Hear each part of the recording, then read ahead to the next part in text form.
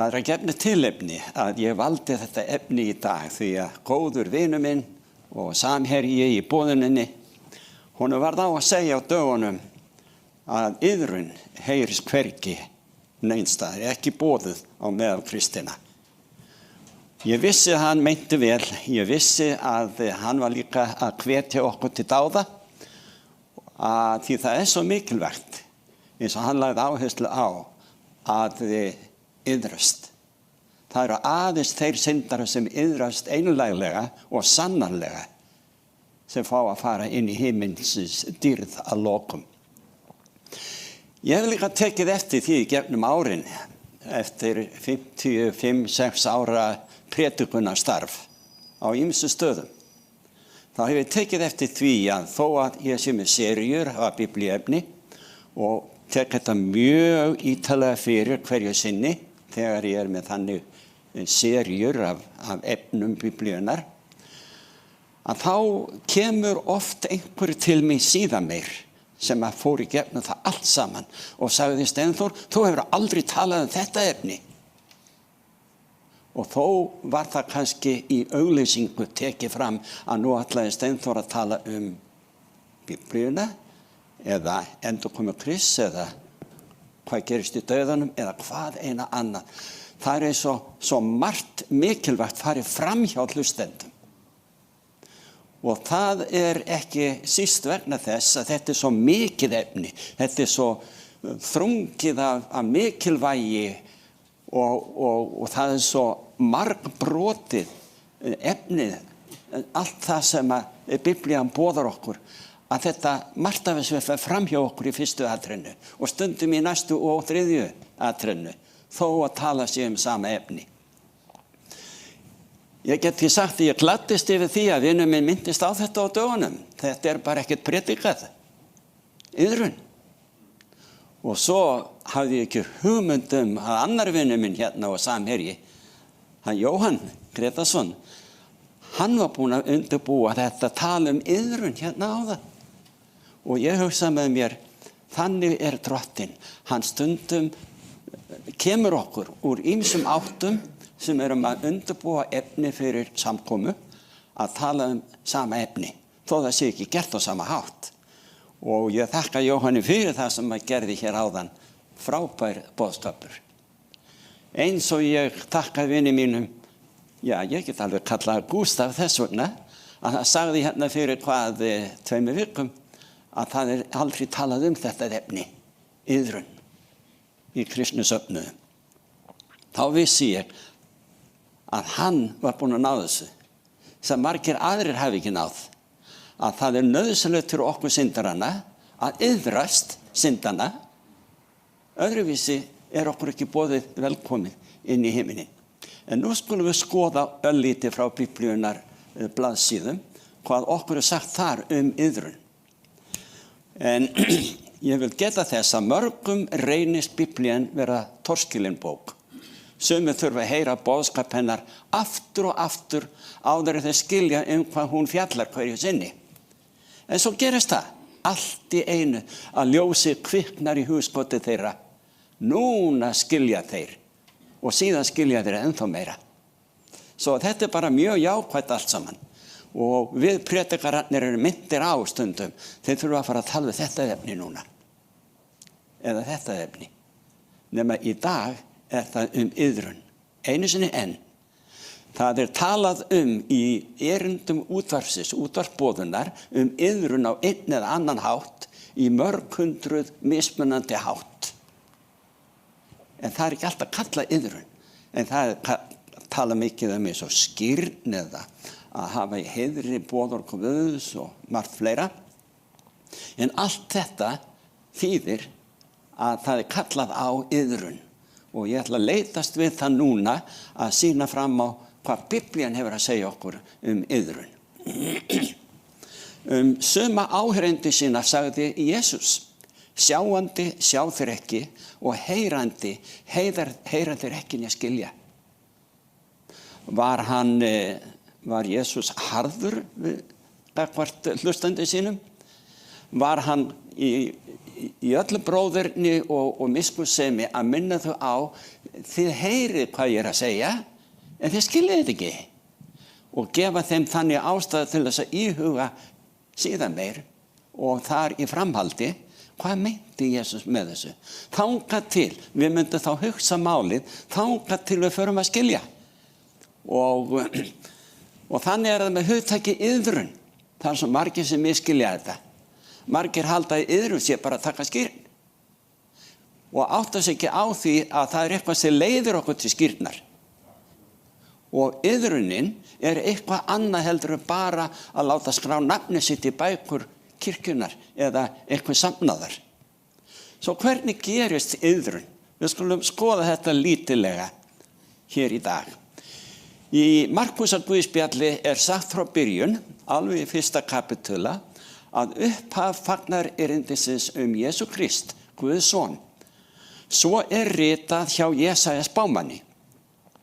Sjá, ég sendi sendiboða minn á undan þér greiða mun veg þinn, rödd hrópanda í eyðimörk. Hvað segir ykkur? Hrópanda sem hefur átt. Þannig, já, greiðið vegu Drottis, gjörið beinar brautir hans, þetta boðskapurinn. Þannig kom Jóhannes skýrari fram í óbyggðinni og prédikaði af öllum mismunandi efnum sem menn geta látið sér þetta í hug. Hann prédikaði iðrunarskýrn. Ekki bara skýrn, heldur skýrn til iðrunar, til fyrirgefningar synda. Þetta uppgjör vegna synda okkar. Og menn streymdu til hans frá allri Júdebyggð og allir Jerúsalem búar og létu skýrast af honum í ánni Jórdan og játuðu syndi sína. Sjáu hvað gerist þarna á undan skýrninni? Það iðrun sem leiðir til þess að við játum að við erum syndarar og vonleysir eilíft líf fyrir Jesú Krist nema að við játum syndir okkar, viðurkennum stöðu okkar og ómögulegheit hvað eilíðina snertir, nema því aðeins að við iðrumst. Og það eitthvað sem gerist í okkur sem leiðir til þess að við játum syndir okkar. Og þá látum við skýrast. Svo segir í öðru Korinthubréfi 7. kafla, það Páll postuli sem skrifaði söfnunum í Korintu. Það geði nú bara eftir. Hann segir frá 8. versi, að vísu hef ég hryktið með bréfinu. En ég iðrast þess ekki nú, þótt ég iðrast þess áður. Þar sem ég sá að þetta bréf hafði hrykt yður, þótt ekki væri nema stund. Hér þurfum við aðeins nema staðar. Hann segist sjá eftir því. Hann hrygðist yfir því að hafa á einhvern hátt móðgað eða sært eða stuða slegið fólk með því sem að skrifa því bréfið til þeirra skömmu áður. En svo hefur hann ástæðu til að segja, nei, nú iðrast ég þess alls ekki. Við höldum áfram, 9. versið. Nú ég glaður, ekki yfir því að þér urðuð hryggir, heldur yfir því að þér urðuð hryggir til iðrunar. Sjáu þið? Það hægt að hryggjast yfir einhverju sem leiðir ekki til iðrunar. Við köllum það á daglegum máli og góður í íslensku eftirsjá. Eins og þegar að ég kannski hefur brotið lögin, en að því að ég staðinn að því að brjóta reglurnar. Svona meginreglur okkar stjórnarskrár eða íslenska ríkisins. Að þá sé ég eftir því ef ég gómaður, gripinn, staðinn að verki. Það allt annað en að hryggjast til að iðrast. En við höldum áfram. Nú ég glaður, ekki yfir því að þér urðu hryggir, heldur yfir því að þér urðu hryggir til iðrunar. Þér urðu hryggir Guði að skapi og byðu því ekki neinu tjón á oss. Sú hryggð sem Guð að skapi vekur afturhvarf til hjálpræðis sem engan iðrar, sem enginn sér eftir. En hryggð heimsins veldur dauða. Það hryggð af því tagi sem við köllum eftirsjá þegar við erum staðinn að verki og skömmust okkar fyrir mistök okkar. Það hryggð að heimsins vísu. En hryggð Guði að skapi leiðir til afturhvarfs frá syndum okkar og til að ganga með Jesú Kristi frelsara okkar þar til hann kemur og gefur okkur eða býður okkur að ganga inn í dýrð himminsins. Í öðru Pétursbréfi 3. kafla segir frá 8. versi: En þetta eitt má yður ekki gleymast, þér elskuðu, að einn dagur er hjá drottni sem 1000 ár og 1000 ár sem einn dagur. Ekki að drottni seinna sem fyrir heitið, þótt sumir álíti það seinlæti, heldur er hann langlyndur við yður, þar hann vill ekki að neini glatist, heldur að allir komist í yður. Sjáu þið? Það er ekki sama hvernig hryggðin er, af hvaða tagi hún er. En dagur drottins mun koma sem þjófur og þá muni himnarnir með miklum gný líða undir lok, frumefni sundur leysast í brennandi hita og jörðin og þau verk sem á henni eru uppi brenna. Og þetta er eitthvað sem Biblían boðar að geti gerst og muni gerast. En drottin vill umfram allt að við iðrumst syndana áður en slíkt uppgjör á sér stað hér á jörðu. Svo segir í 24. kafla Lúkasar að það er versi 45. Jesús lauk upp huga þeirra, það er að segja áheyrenda sinna, að þeir skildu ritningarnar. Og hann sagði við þá, svo er skrifað, að Kristur eigi að líða og rísa upp frá dauðum á 3. degi og að prédika skuli í nafni hans öllum þjóðum iðrun til fyrirgefninga synda. Sjáu þið, það er ekki sama hvernig hryggðin er eða af hvaða tagi, eða heitir eftirsjá, öðru nafni. Það er ekki það sem Biblían er að tala um. Það er ekki það sem ég er að boða hér núna. Heldur iðrun. Það er sorg yfir því að hafa valdið dauða Jesú Krist á krossi til þess að verða mætti að frelsa okkur auma syndarana sem annars eiga sér enga von eilíft líf. Svo iðrun til fyrirgefninga synda er það sem skiptir öllu máli. Biblían lýsir sannri iðrun sem sorg, en notar oftast nær hugtaki hryggð til að lýsa því sem best. Það er allt annað en eftirsjá, eins og þegar menn skamma sín, þegar uppkemst brot þeirra gegn lögum landsins. Förum yfir í 3. kafla hjá Mattheusi, frá 7. versi. Þegar Jóhannes skírari sá að margir farisear og saddúkæjar komu til skýrinnar, sagði hann við þá: þér nöðru kyn, hver kenndi yður að flýja komandi reiði? Berið þá ávöxt samboðin iðruninni. Látið yður ekki til hugar koma að þér geti sagt með sjálfum yður: við eigum Abraham að föður. Ég segi yður að Guð getur vakið Abraham börn af steinum þessum. Ég skýri yður með vatni til iðrunar. Sjáu þið áherslu á iðrun, að heimsins mati, í skilningi heimsins. Iðrunar, ég skýri yður með vatni til iðrunar, að sá sem kemur eftir mig er mér máttugri og er ég ekki verður að bera skó hans. Það er Jóhannes sem segir þetta. Hann mun skýra yður með heilagum anda og eldi. Hann mundi skýra, ég skýri yður, segir Jóhannes, með vatni til iðrunar. En Jesús, hann skýrir ykkur í eldi heilags anda, krafti heilags anda. Og þar verður vikið því að heilagur andi þurfi að koma inn í líf okkar til að koma í kring þeirri sorg eða hryggð í lífi okkar sem leiðir til hjálpræðis.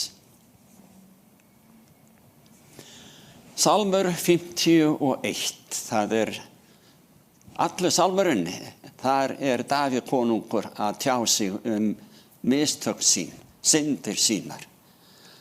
Og iðrandi hrópaði hann frá 3. versi: Guð, vertu mér náðugur sakir elsku þinnar, afmá brot mín, sakir þinnar miklu miskunnsemi.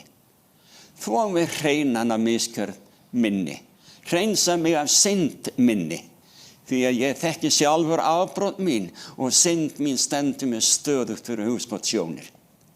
7. versið: sjá, sekur var ég, ég varð til, syndur móðir mín fæddi mig. Og frá 11. versi: Byrg augliti þitt fyrir syndum mínum og afmá allar misgjörðir mínar. Skapa í mig hreint hjarta, ó Guð, og veit mér nýjan, stöðugan anda. Davíð. Já, hann skammaði sín fyrir brot sín. En fyrir utan það og ofan á eftirsjá, þá iðraðist hann innilega og sárlega að hafa valdið því sem syndari að Kristur þurfti að koma til jarðar og líða allt sem að leið hans vegna. Iðrun Davíðs á þessari stundu þegar hann sagði þessi orð, skrifaði þessi orð í Psalm 51. Iðrun hans var einlæg sorg yfir því að þetta kostaði himinn svona mikið að það braut af sér. Og svo minnir hann líka á í þessum versum þarna sem við vorum að skoða að hann fæddur í synd. Þegar hann fæddist, hann var syndari frá upphafi. Þannig ástand mannkynsins. Við erum gjörsamlega glatað fólk ef ekki tilkemur elska Guðs og fórn Jesú Krists okkur til handa.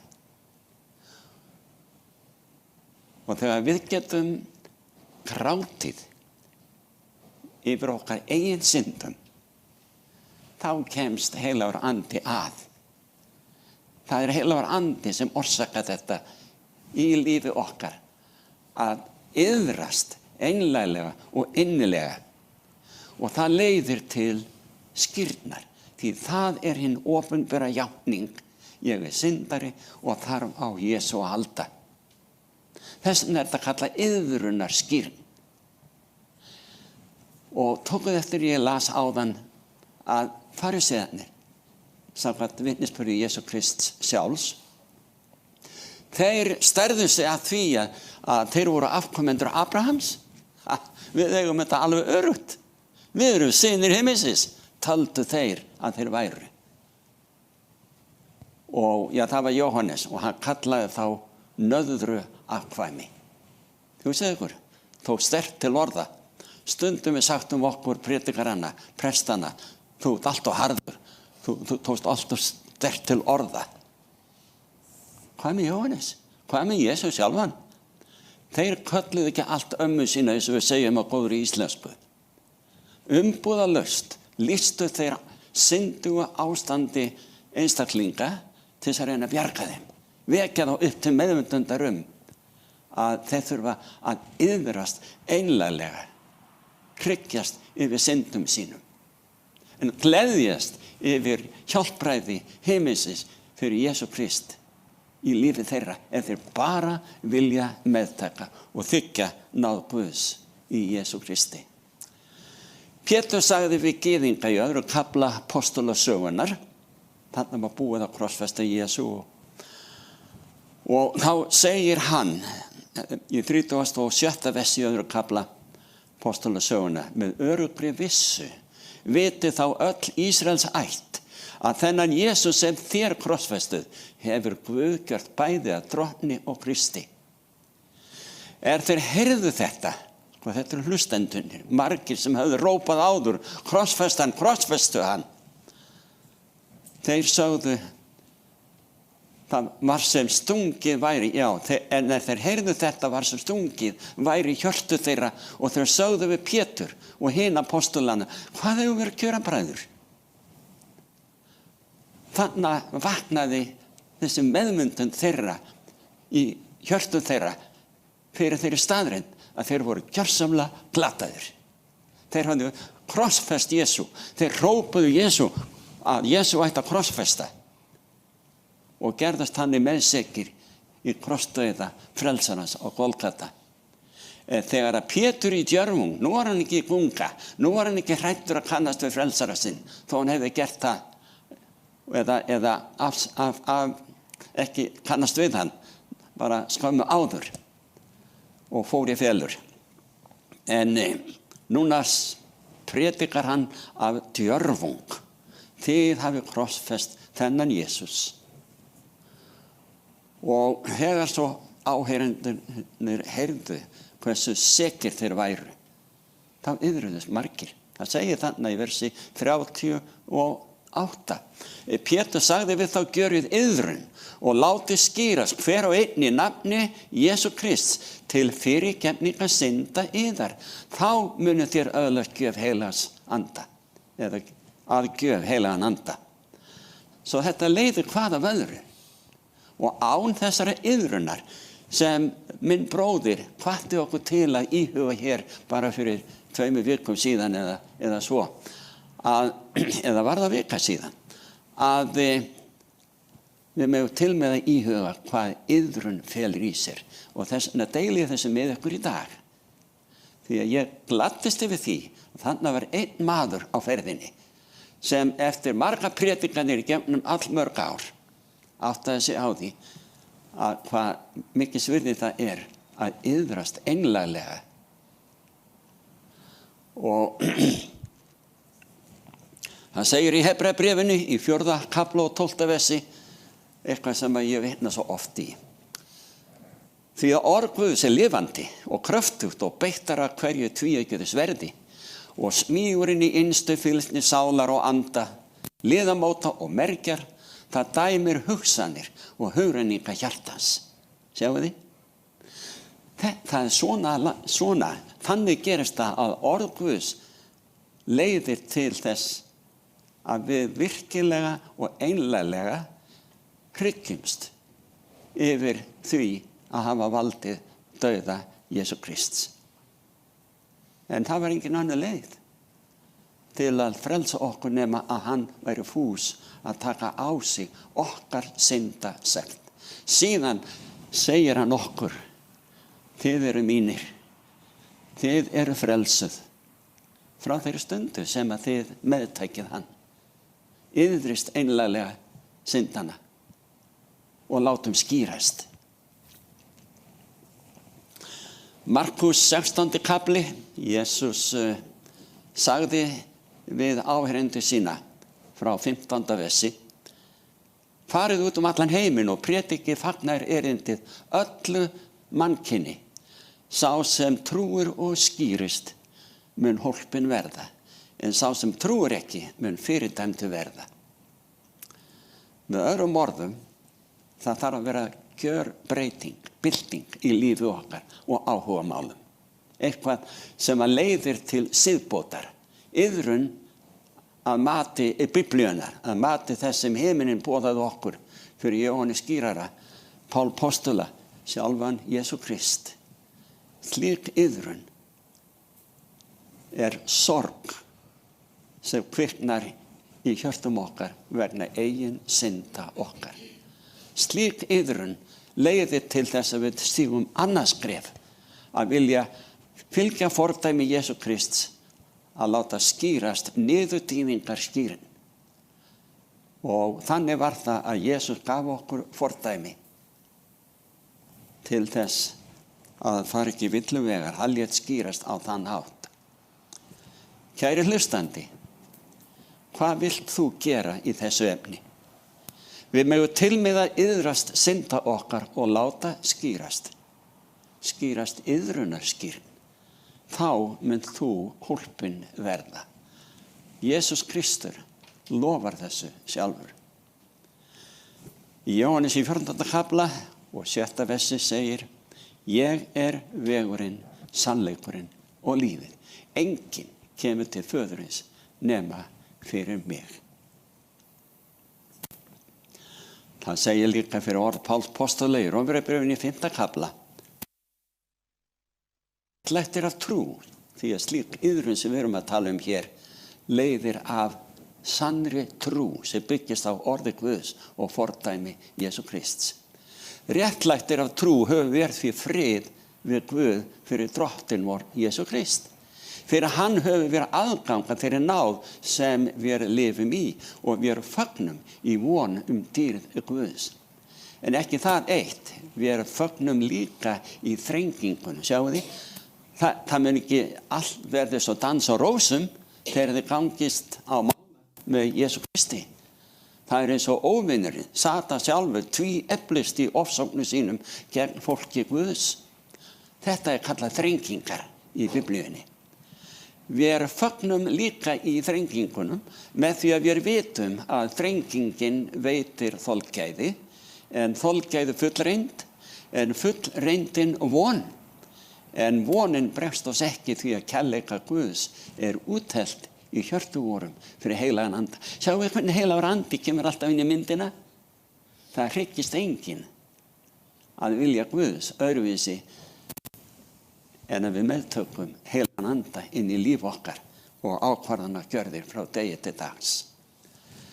Í öðrum kafla Efesusbréfsins segir frá 8. versi: Því að af náð eru þér hólpnir orðnir fyrir trú. Náð eitthvað óverðskulda. Við eigum ekki skilið þá miskunn sem Guð sýnir okkur. Því að af náð eru þér hólpnir orðnir fyrir trú. Þetta ekki yður að þakka, það Guðsgjöf. Þú getur ekkert gert til að segja síðan við Guð: sjáðu hvað góður ég eða hvernig mér hefur gengið vel að þóknast þér. Þú getur þetta ekki, það ekki hægt. En af því að við viljum meðtaka náðargjöf Guðs í Kristi Jesú, þá gefur Guð okkur eilíft líf. Og þú getur öðlast þá gjöf í dag, hvenær sem þú tekur ákvörðun að iðrast einlæglega synda þinna og síðan stíga skrefið sem okkur boðið að gera, að taka skýrn. Það Guðs gjöf. Ekki byggt á verkum, enginn skal geta miklast að því. Við erum smíð Guðs, skapaðir í Kristi Jesú til góðra verka sem hann hefur áður fyrirbúið til þess að við skyldum leggja stund á þau. Það dásamleg tilvitnun sem ég ætla að deila með ykkur í dag úr kristilegri bók sem heitir Vegurinn. Þetta á blaðsíðu 70 til 71. Höfundurinn héti Ellen White og lifði fyrir meira en 150 árum í Norður-Ameríku. Næstu því ómenntuð, hún skrifaði undursamlega bækur eins og Vegurinn til Krists, Deilan mikla, Þráaldana og svo framvegis. Hún sagði í þessari tilvitnun sem ég birti hér á tjaldinu: skilyrðin fyrir því að öðlast eilíft líf eru enn hins sömu og þau hafa ævilega verið. Hins sömu og þau voru í paradís fyrir syndafall fyrstu forfeðra okkar. Algjör undirgefni undir lögmál Guðs, fullkomið réttlæti. Og því að sjáum við, ég ætla að skjóta hérna inni, þetta okkur ómögulegt að gera í eigin mætti. Þetta ekki hægt. Þetta gefið þér. Ég held áfram tilvitnun. Ef eilífa lífi stæði til boða með vægari skilyrðum, myndi heill alheimsins telt í tvísýnu. Þá væri vegurinn greiddur fyrir syndina alla eilíf, með alla þá eind og allt þá volæði sem hún hefur í för með sér. Þarna var ég að vitna á blaðsíðu 70 í þessari bók. Við höldum svo áfram á blaðsíðu 71. Það segir en Kristur hefur opnað okkur undankomuleið. Hann bjó á jörðinni með sömu örðuleika og freistingar og okkur mæta. Hann lifði syndlausu lífi, hann dó fyrir okkur og nú býðst hann til að taka á sig syndir okkar og gefa okkur réttlæti. Sjáu þið þarna, þetta mín innskot núna. Hann fullkominn. Hans réttlætið, sá eini sem hefur gengið hér á jörðu í mannkyninu, sem tryggði enga synd. Hann réttlátur og hann býðst til að gefa okkur réttlæti sitt. En þú verður að þykja og sýna að þú þakklátur eða þakklát. Ég held áfram. Ef þú gefst honum og þekkist hann sem frelsara þinn, getur þú orðið réttlátur vegna hans, hversu syndsamlegt sem líferni þitt kann að hafa verið. Eiginleikar Krists koma í stað þinna eigin, rétt eins og þú hefðir aldrei syndgað. Þetta ekki stórkostlegt? Þetta boðskapið Biblíunnar. Og þetta sannleikurinn að baki þess að hryggjast að mati himmisins. Að syndarinn iðrist einlæglega og meðtaki fórn Jesú Krists fyrir syndir hans. Og svo það trúarjátning Páls postuls og ég kýs að kalla það í Rómverjabréfinu í 7. kafla frá 8. versi. Hann sagði, ég veit að ekki býr neitt gott í mér, það í holdi mínu. Að vilja veitist mér auðvelt en ekki að framkvæma hið góða. Hið góða sem ég vil gjör ég ekki, en hið vonda sem ég vil ekki, það gjör ég. Ég aumu maður, hver mun frelsa mig frá þessum dauðans líkama, segir hann. Og hann það svo að hrópið þetta fram. Og svo heldur hann áfram. Ég þakka Guði fyrir Jesú Krist drottinn vor. Þannig lausnin fyrir hann.